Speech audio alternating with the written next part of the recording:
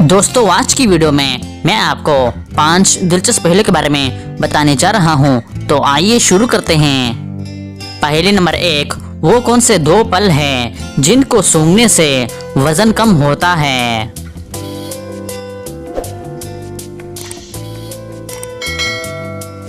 इसका सही जवाब है सेब और केला। पहेली नंबर 2, इमरान खान की तनख्वाह कितनी है?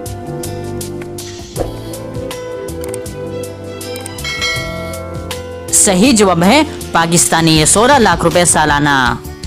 पहेली नंबर 3, किस सूरह में बिस्मिल्लाह 2 मर्तबा आती है?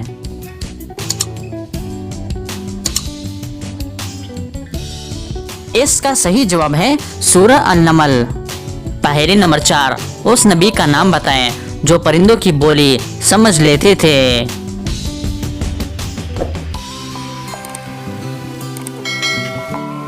सही जवाब है हजरत सुलेमान अलैहिस्सलाम। पहेली नंबर 5, उस चीज का नाम बताएं जो मर्दों में बढ़ती है लेकिन औरतों में नहीं बढ़ती।